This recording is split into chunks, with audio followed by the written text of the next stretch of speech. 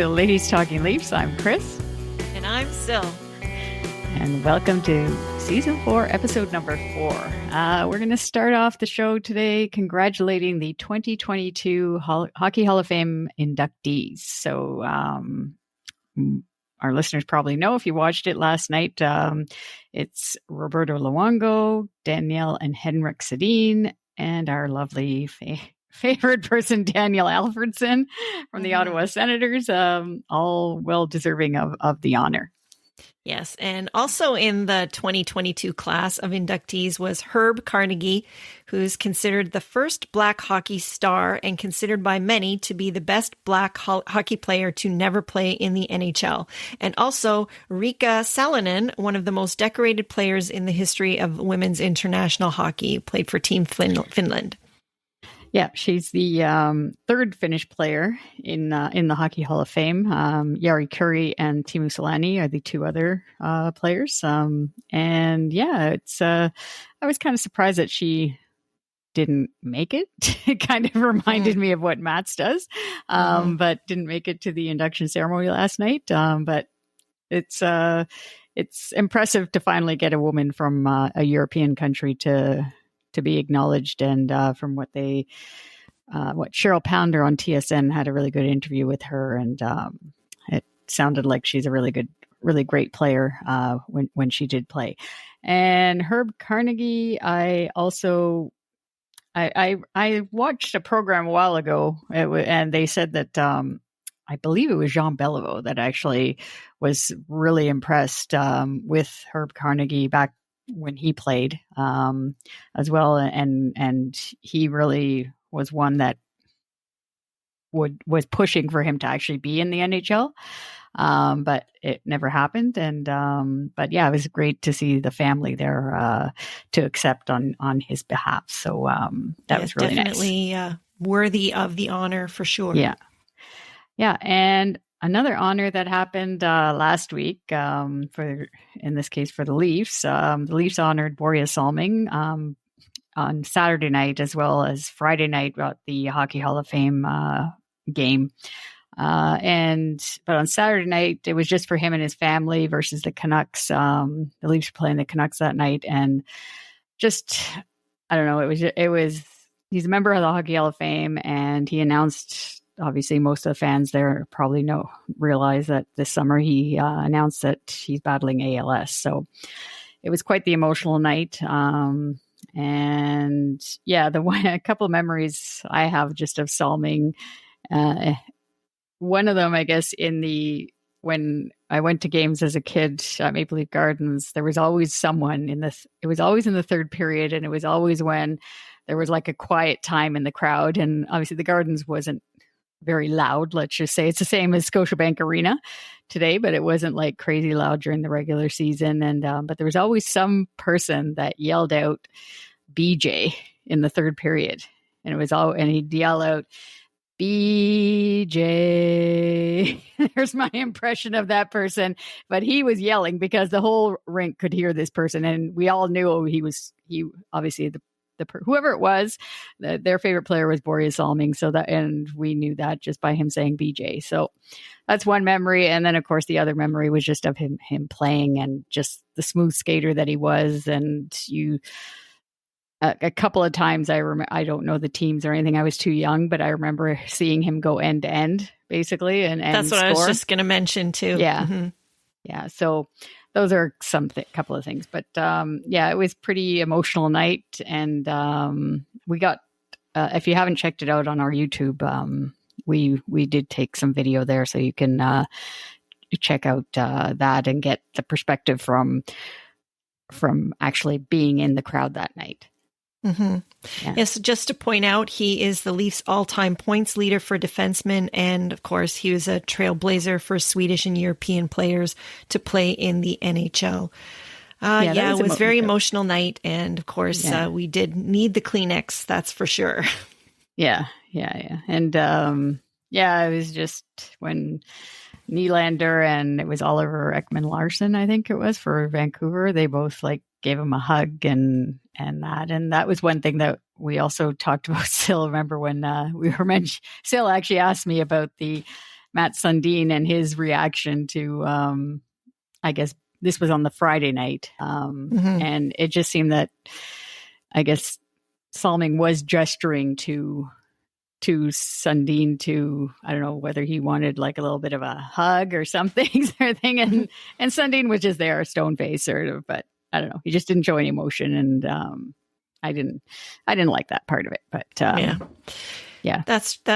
He wasn't really like, he was smiling, in the line, which is fine. But, considering, that Salming was somewhat of a mentor to him, I thought that he would show a little bit more empathy there. But anyway, one classy thing to point out, I just thought it was like super classy for Sheldon Keefe to put an all Swede lineup to start the game on Saturday night. I thought that was just a really, really cool thing to do. And I think all the Swedish players really appreciated it. Yeah, for sure. Okay, and moving on actually to Sheldon Keefe. He's got, I guess he was behind the bench for his 200th game versus the Penguins last Friday night. And his record is now 124 wins, 55 losses, and 22 overtime / shootout losses. So, that definitely is the record of a coach that is ready to be fired. Not. He's actually put up quite a good record in his tenure so far.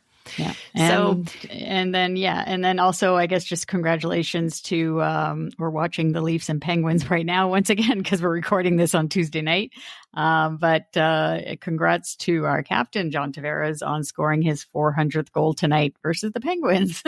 Yeah, it's going to be a season. We're going to have the season series all done, wrapped up in November with these guys. So, congrats to JT for that great goal. So now it's time to get into the show, and we're going to start off with the good, the bad, and the ugly. And then we're going to run the Ladies Talkin' Leafs highlight reel. And in our third period segment, we're going to talk about our recent trip to Carolina in the first installment of On the Road with Chris and Syl for this season. So without any further ado, let's talk Leafs.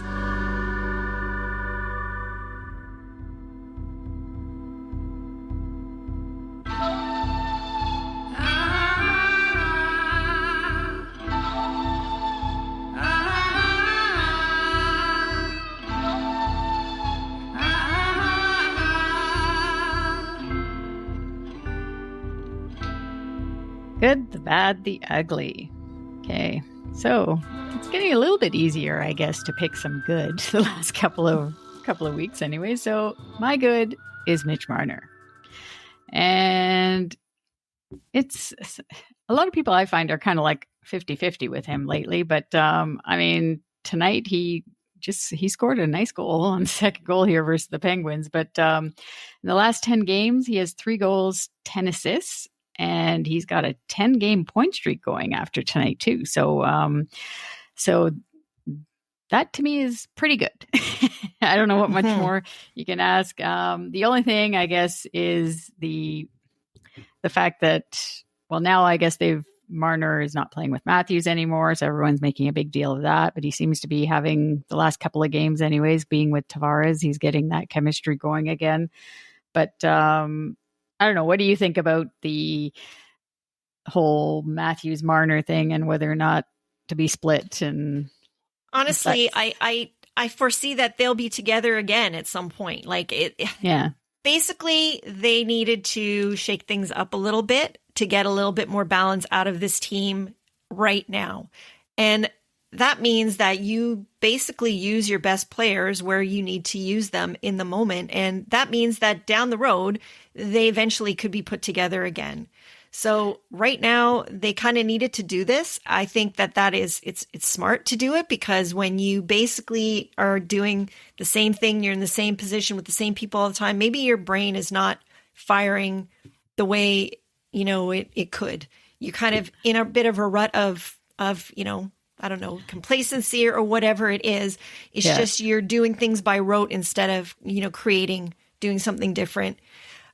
So I think this is probably good for everyone for however long it lasts, but they're going to play together again. They play together on the power play. I I don't foresee that this is permanent in any way, shape, or form. It's interesting, actually. I saw last week. But it doesn't bother me at all, by the way. Yeah. Yeah, no, to me, it doesn't bother me either. And I guess, I think it's good that obviously Sheldon Keefe makes those adjustments when he sees that things need to be changed to get to light a fire basically under them, or to try and change the look. And it's kind of, I think it might be better too when you look at the opposing team and how they approach us. Let's just say, for sure. It's really gonna kind of put a little different wrinkle in that is actually too. That's a really, really good point that you just made there, and that's part of it too. When you're always playing the same matchups, then people know exactly how to match up against you. So and the this puts a wrinkle in that. Yeah. Mm-hmm. And then the other interesting thing, one thing before we leave Mitch Marner, is I found it interesting. They said that with his ice time, when he gets under 22 minutes of ice time, he has 9 games. He has 2 goals and 13 points. So I guess it's 2 goals and 11 assists. If he plays over 22 minutes, he has 1 goal and 3 points, is what they said. So it's obviously that's interesting. Yeah, it's quite a different, like when you look at the over and under basically of his time on ice, how it really how it seems to affect him. But obviously he plays in all situations too. So he plays power play, he plays PK and that. So he's going to get a lot of ice time. But it's something I think that Sheldon Keefe maybe has to manage a little bit, and I'm sure they are. Obviously, they have all the all the tools to monitor that. But what's your good? So my good actually is the play of the fourth line, especially recently since they've had Kampf paired with Malgin there and Aston Reese. I actually think that they have brought a lot of energy. Maybe they're, trying to get a shutdown line or something like that. But I think what they do best is get the puck down to the offensive zone and, basically whip something up there. They may not necessarily score all the time. We know that they're not going to be high octane offense, but they've got a lot of great energy and they managed to get the puck into that end and get stops there. And Malgin has been great. I think a lot of people felt that if he wasn't going to be playing on the top 6 or maybe even on the third line, that they weren't going to get much out of him. But I think that he's been a really, really fierce forechecker for a small guy. And I've really been impressed with their energy. Yeah. Malgin, I think he's really, I guess, since sitting out the few games and just being in and out of the lineup, I think he's finally kind of found a groove. And David Kampf, I think, is the driver of it. And the Aston Reese has chipped in with a couple of goals too. But I like it's finally looking like something is formulating as a fourth line, as an energy line that can actually produce for us too. So, I'm liking that fourth line too. So sometimes they're even, which is not good in some ways. Sometimes they've been our best line. Yeah. So that is true that if they're the ones that you're noticing the most, then that's generally not the best thing. But I like the identity that they're kind of formulating back there. And I hope that Keefe keeps them together. Yeah. Yeah, for sure. All right, so let's move on to the bad section then. So, what bad section? As I'm looking at that TV right now, I missed it, but it's now 3-2 for the Leafs. But I didn't see the 2 goals by the Pens. It's in the second period, but it's a combination of this goaltending and the defense issues that we have here, all around the injury situation and let's just start off with the goaltending anyways, because I actually heard today too, they were mentioning how Matt Murray probably should have given him a couple of games like with the Marlies, like just to get himself up to speed, because he basically played 1 game. That's true. And like give him a conditioning stint sort of thing. Yeah. Which would have Everybody made sense. else seemed to get one. Yeah. How come he didn't get one? That's actually I don't know. something I hadn't thought of, but that's true. And no, and he's let in 2 goals already in a short period of time here in the second period. So we didn't see them, but yeah, I just don't. I don't like the situation that Kyle Dubas has put us in a way, by taking on these 2 goaltenders that are, well, I don't know. It's just with the injuries that they get, and it's not a stable feeling, let's just say, when it comes to being for the goaltending, and it's such an important position. And then I'm hoping Matt Murray gets out of this game as well without any other issues. Hopefully he can get through 2 games instead of just 1. But and then with the defense, I guess the situation with Jake Muzzin, everybody knows that he's going to be reevaluated in February after having, I guess there's some cervical spine issue, and he's probably most likely not going to play this season, pretty much. And of course, TJ Brody is out now too, with an oblique injury, and that's 2 of our top 4 defensemen basically.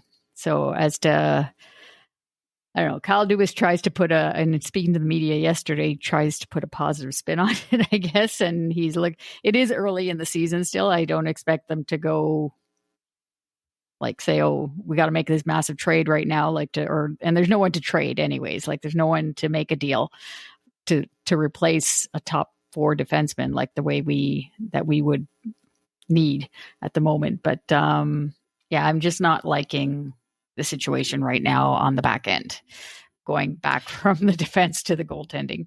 It's just not a positive feeling. Well, it's kind of not, it's hard to disagree with anything that you said there. It's definitely, the back end is what's supposed to be your foundation for your team. And right now, like you said, it's a very rocky and unstable. So the only good thing, I guess, is the fact that we've got the, Muzzin's LTIR money that can be used in a trade. But like you said, it's probably nothing that will be imminent or done, very soon. So yeah. And the other thing, I guess, to do with the D, it's also important to get some offense from the defense, obviously. Yes. And we've said this before, we have nobody that will take a shot from the point, although Jordy Ben seems to have come in and at least is attempting to shoot anyways, and he's a big guy. Well, let's see if he'll beat his league average 1 goal per year and get at least 2 this year. Yeah. But through the first 15 games, the D only has 24 points through 15 games in total. No, and this is nothing new. It was like that last year too. Like they don't really have, like, as much as we have offensive type defensemen, they're not, they help create offense, but they don't actually produce much offense. Right. I think Riley had that one season when he was kind of in the Norris conversation where he actually produced the most, but since then he hasn't really. And part of it could be they have the creativity, like you said. Yes, exactly. But part of it too is who he's been partnered with since as well, right? So it's not that great. It'd be nice, once they start maybe trusting Sandin more. He's actually got a decent shot and he tends to get it through. And I mean, Liljegren, he had those 2 goals. So maybe, if he shoots more, but again, these are 2 younger guys that are obviously you're not going to expect, so much consistency from either. Right. So, yeah, but from what Dubas said, that's who he's depending on right now to get us through to at least to closer to trade deadline anyways. So they're going to have to up their game basically and be more consistent. And I hope that, personally, I think that they should try Sandin a little bit more on the power play, on the number 1 unit, and give Riley a break. Because before he got hurt last year, he played a little bit more up there, and he got his shot through quite a bit. I actually was really impressed with him. He's got a really good eye and a good feel for the lanes. So, I wouldn't mind that at all if they put him in that position a little bit more. And that leads right into what you were going to talk about with the bad. Ernie, what's your bad? So my bad actually was going to be power play, but they've kind of turned that around a little bit. So I'm going to just lump it into specialty teams because really, I guess even though the power play is starting to come along, it's still not really where we are used to seeing it. It's at 26.4% right now, but I guess a lot of the other teams in the league are struggling too, because that's good for 6th in the league right now. But our penalty kill also, that used to be, talk about foundations, a really foundational piece of our game last year. And really all of the people involved, from the coaches to the players, are the same guys. So I don't know why. Maybe there's, obviously the teams have had the whole summer to scout that, watch video and all of that. To prepare for it. But, that is coming along very slowly. And we're in the lower half of the league for penalty kill at 76.4%. So, yeah. Yeah. No, I'm not liking having Matthews in that for the power play. I'm not liking how he's in the bumper spot. I still think he has this shot. So why would you put him there? Some people are saying it's just for a different look, but he's not as mobile from that position somehow to get into different spots, for his shot. And plus, I think that he'd take more. Obviously, he'd take more crap being in that spot too. So I think so. You really want him to be the one taking all that. No, when you've got a guy that can score from where he scores fairly consistently, why would you move him off of that spot? I don't see Tampa Bay moving Stamkos from his spot or Ovechkin moving from his spot. He's going to get his cookies there. He will. Yeah. And I think from that spot, he's just got more available space to cycle and get open. So I agree with you. I mean, it didn't work great with Marner there last year either. Remember they tried Marner in that bumper spot too? Yeah. Mm-hmm. I was actually thinking they should actually take one of those guys off. I keep thinking about that, take him off and put him on the second unit, split it up. They've never tried that really. And true. Put Nylander or put Marner, one of them, put them on the second unit. Well, they did have Nylander on the second unit at times last year. I think at the beginning for sure. I have seen Nylander on the second unit, but never Mitch or Austin or even JT. Yeah. So I don't know. There has to be, and that's, again, that comes down to the coaching of the power play and as to what they're telling or asking the players to do. But the other thing I don't like is the entries on the power play. They still are doing that stupid drop pass thing. A lot of teams do it, but going into in the neutral zone, they get to the center ice line, then they drop it back. But I've never understood that because basically you're giving the other team time to set up against you. Yeah. Why? Yeah. Why are you not just driving the play forward? And getting yourself set up quickly so that to take them off their game. I know that you want to set yourself up, but you're giving the opposition lots of time, so yeah. And then for the PK, I mean, I don't know. I think they seem to be collapsing a little bit more. I find in front of the net, they're not pressuring as much as what they used to. They haven't been as aggressive. Yeah. Last year, they were really aggressive. They would come out on the player and they didn't give them time. And this year, they seem to be, like you say, taking a more cautious approach, which I don't think is as good. And that might be because of the goaltending situation, because they don't really wish. Kudos to Shalgren, though. I'm not going back to my bad with the goaltending. I mean, for his not playing so many games in his first time in the NHL. He's played well. I was happy with him, but yeah, with the PK, your number one PK player is your goaltender too, right? So you need him to backstop you back there, and it's been a bit of a struggle, let's just say, when it comes to the injury situation in that position for us. So yeah, but we don't have an ugly, so that's a good thing actually this time. So we're gonna move right into our next segment of the Ladies Talking Leafs highlight reel. This is exciting. We actually got lots of highlights.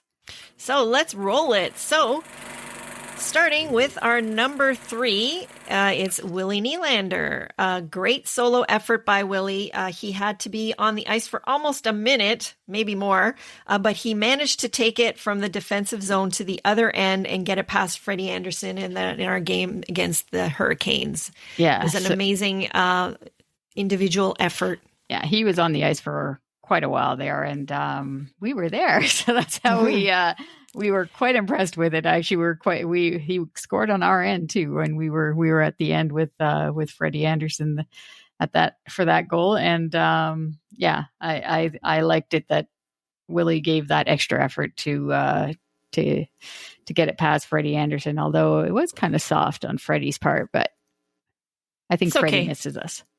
Yeah. He's being nice to us.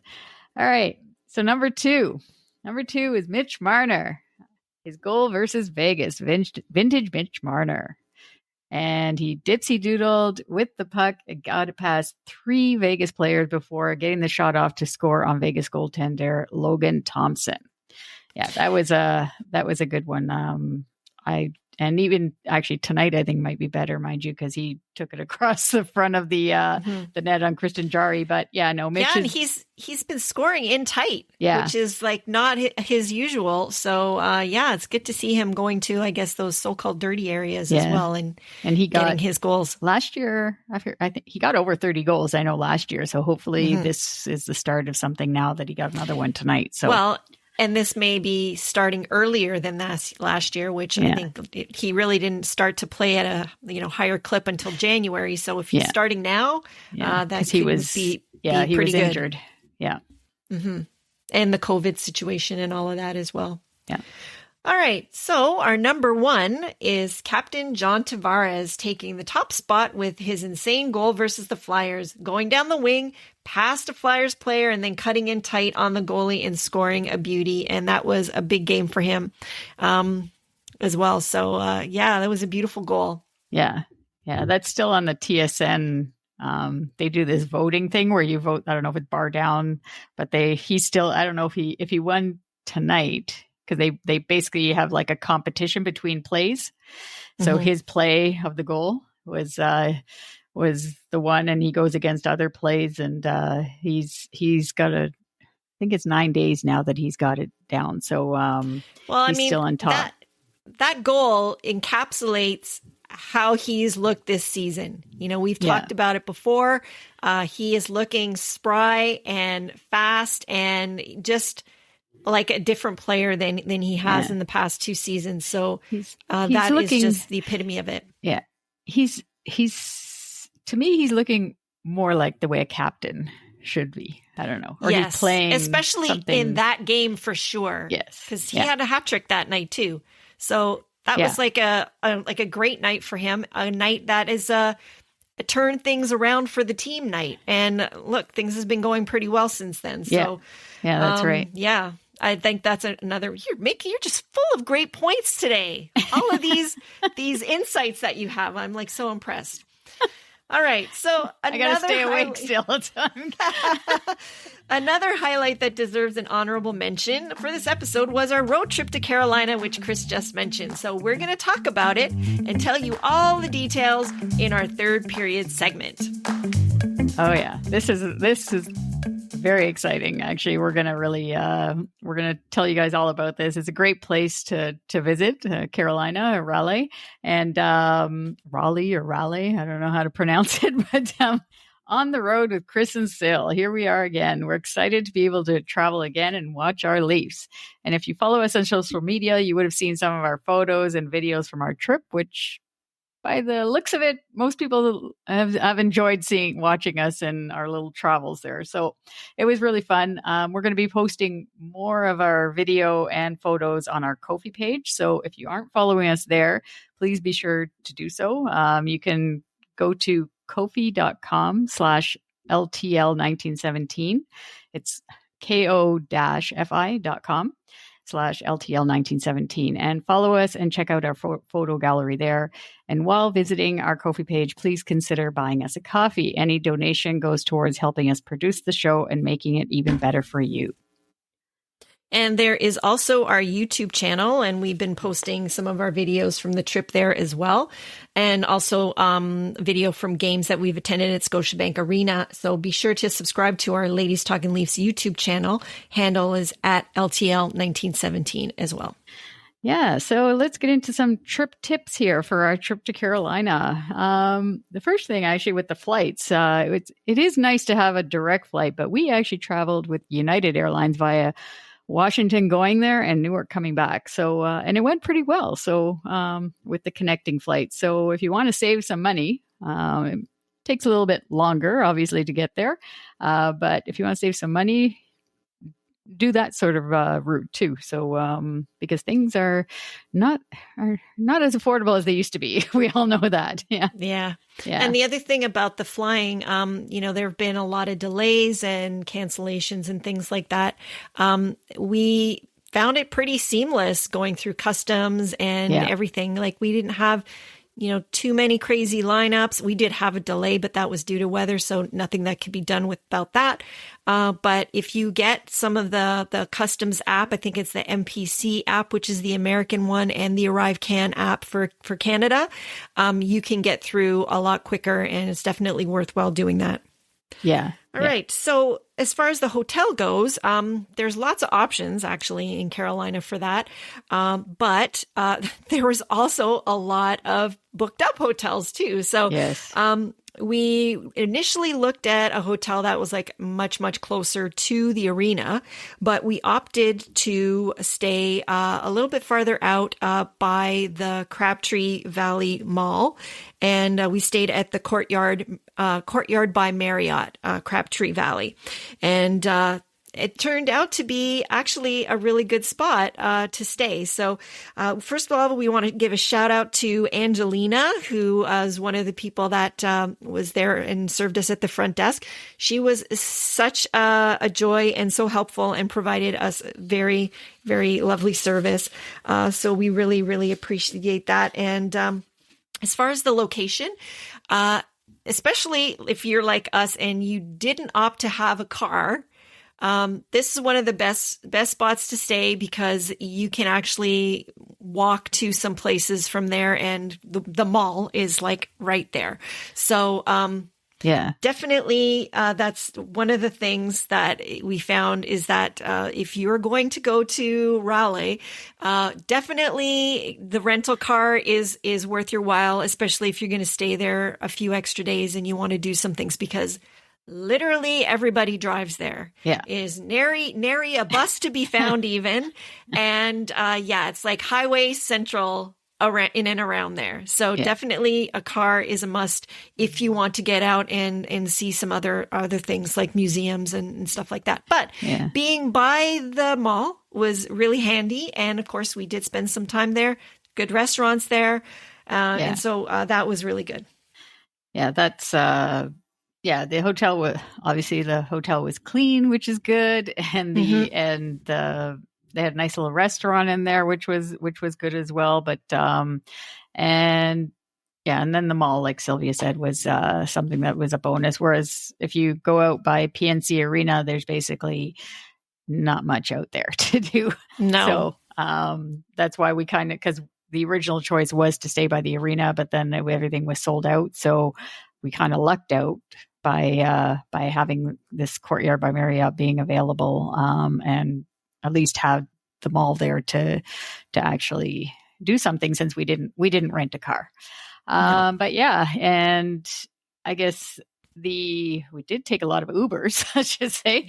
That's for sure. Yeah, that's for sure. But we thought, going to Carolina, you hear about barbecue, right? So we wanted to test out some barbecue. So we want to mention our visit to Old Time Barbecue, and shout out to the owner, Kathy, there, who was very kind. And we just wanted to. We actually, I don't know. They have a different type of barbecue sauce, I guess, Yeah, it's what they call the Eastern Carolina sauce, which is more vinegar based. Yeah. Not like what we think of as more barbecue, type of sauce for us, which is like vinegar or mustard based. So not going to lie, I wasn't a huge fan of it, but it was still good. The food was good. And it was authentic, and it was recommended for us to go there for the authentic feel. And yes, that place has been there for over 30 years. Very busy. Yes. Yeah. So well worth a visit if you go to Old Time Barbecue in. They were getting ready Raleigh. for the state game too, and so they had all this catering, and it's incredible the amount of food that they got ready for all the tailgating and everything. Yeah, that's another thing. I mean, we did go early, so and we did. Thankfully, we did. We didn't know about the state game and anything. We just lucked out that way. But yeah, no, it was definitely very busy, and it was good. We enjoyed it. Great service. And then another shout out that we want to say to the Brick House Sports Bar. We had another fantastic time there because we actually left Toronto on the Friday, so the Leafs were playing the Bruins in Toronto on Saturday night, and we needed somewhere to watch the game. So Sylvia found this sports bar, the Brick House, and that was quite the experience there. We had a whole bunch of college kids. They were watching college football is huge there, and they were. It was quite the time. Let's just say we had our own little TV we arranged with the manager of the bar to say that we wanted to watch the Leafs and Bruins game, and so we got to give them props for giving up one small TV for us in one little corner. So we very much appreciated that, and it was a lot of fun being in that atmosphere.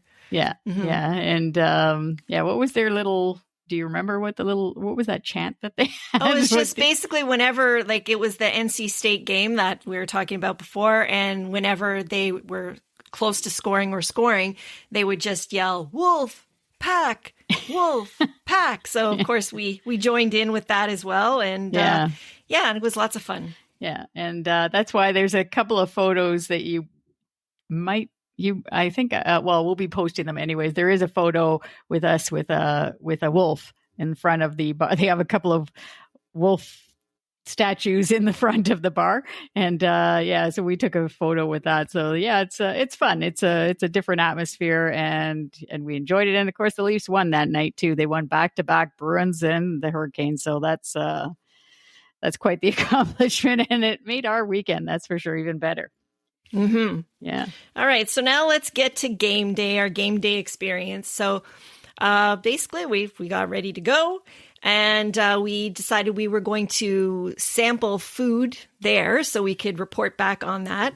And actually driving up, one of the things that I found is basically everywhere in Carolinas like this, whether you're driving up to the arena or driving up to the airport, you feel like you're going through a national park. It's like all woodsy. It's beautiful and green.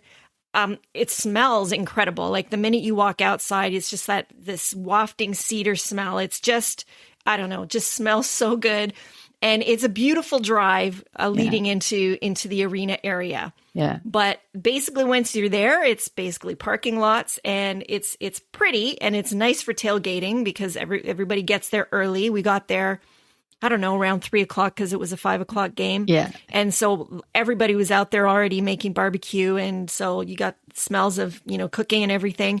And then the arena is there in this beautiful setting. So it's nice that way.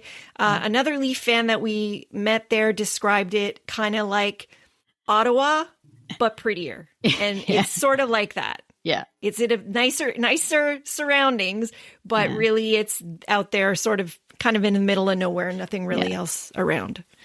Yeah. And the interior of the building is nicer than Ottawa too. Yes. It's a little bit more, yes. a little bit more upscale, but it, they have a nice concourse there. Lots of different food, from barbecue to we end up having the burgers just because we never tried this. What was it called? Shake Shack. Yeah. Shake Shack. Yeah. We never had that, so we wanted to try that. And then they really had they had these little mini pizzas. Still have them in my mind. Syl wouldn't split one with me though, so we didn't do it. But they were really good. They didn't look like the pizza dry kind of stuff that we get here in Toronto. They looked really, really good. And and then they had that Philly, like a Philly cheesesteak kind of thing sandwich, but we decided to keep that for Philadelphia. Save that for Philly. Yeah. When we go there. But and then they actually had desserts too. Like they had quite a few different options for sweets. Yeah. Whereas where we don't have anything like that really, or not too much. Anyways, we just have Haagen-Dazs ice cream, but they have a little bit more.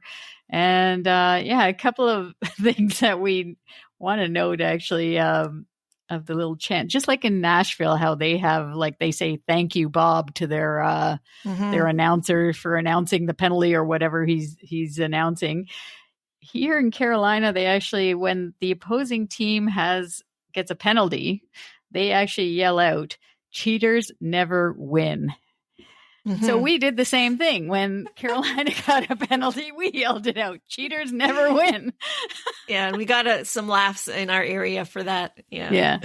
So anyway, it's cool, when you go to other places and you see kind of their in-game setup and some of the fun things that they do. So that "Cheaters never win" was kind of a cool, fun thing. And they had their scoreboard actually. I mean, I remember when Scotiabank Arena got theirs, it was touted as the largest one. But I think some of these other rinks now, like this one, was actually cool because it sort of had a wraparound. It was like really clear and really massive, and so that the scoreboard was pretty impressive also. Yeah, I thought I like their scoreboard as well. I just thought it was, I don't know, it was very.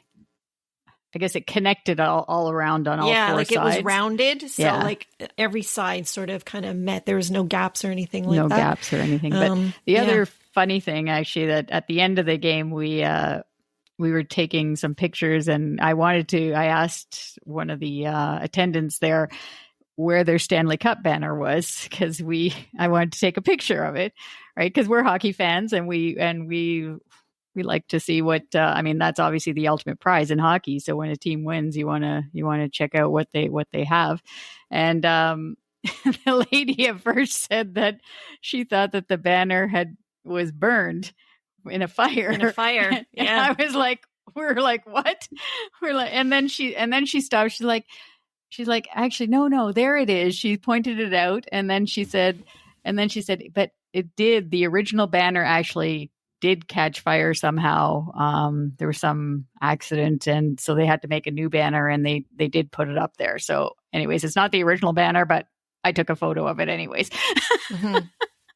But we thought that was hilarious.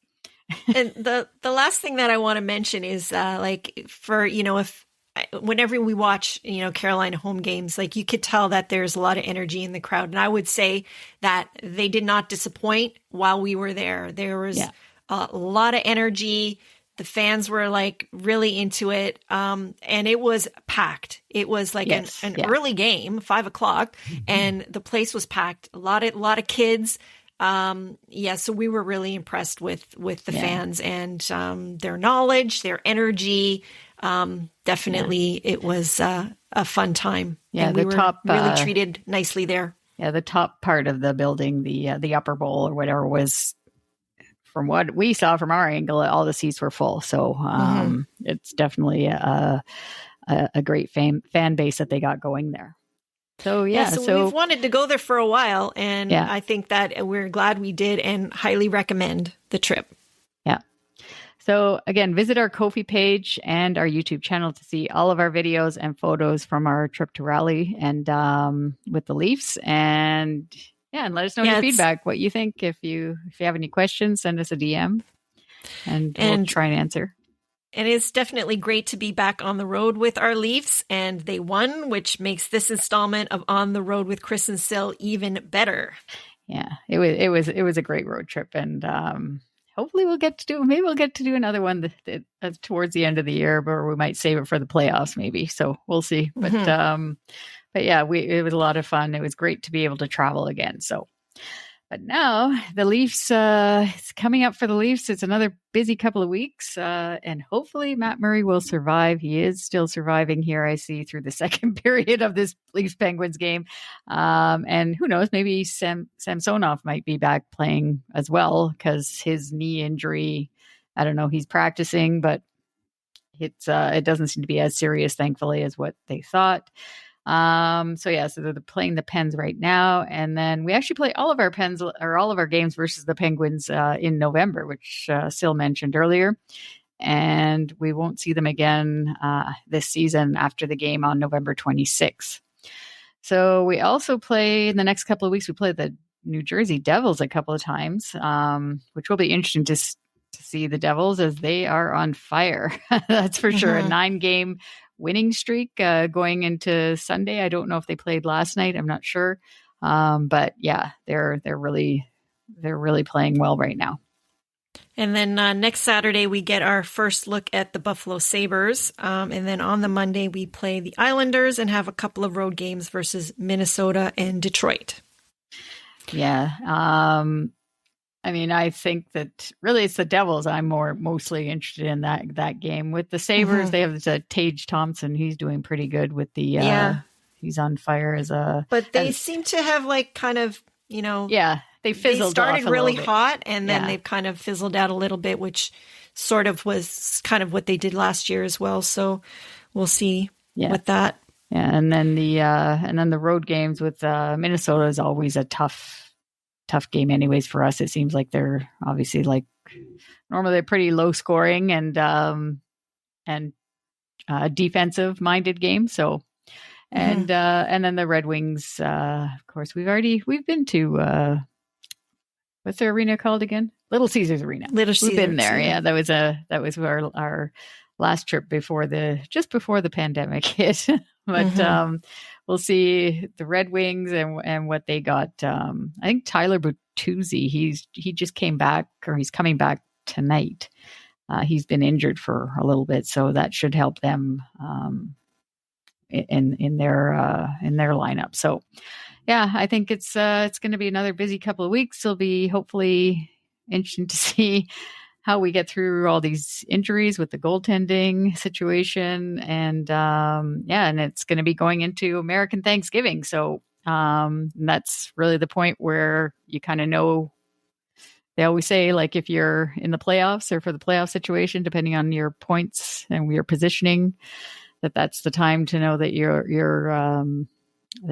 team is most likely going to make it. But I mean, obviously there's still lots of games to be played, but we do want to, wish our US listeners a happy Thanksgiving.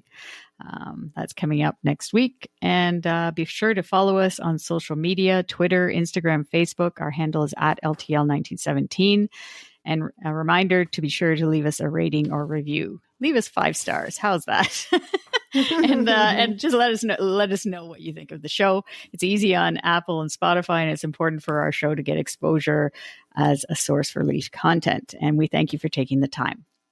And to find out more about us and our show, you can also visit our website, ladiestalkinleafs.com. And there you can find links to all of our shows. And we also have a blog section there where we give reviews of hockey-related books. And we will have more and more content to add there as time goes by. Yeah. Yeah, we're working on that. We're a 2-woman show, so that's right. we gotta make time for that. But yeah, no, we got a book reviews right now there of Wendell Clark and Rick Vive. So check it out. Maybe good to check those out, and you might want to get one of those books for Christmas for one of your Leaf fans in your family. Yeah. So as always, we want to take time to thank our healthcare workers and first responders for everything that they do. Stay safe and healthy, everyone. And as always, thanks for listening. And until next time, go Leafs, go.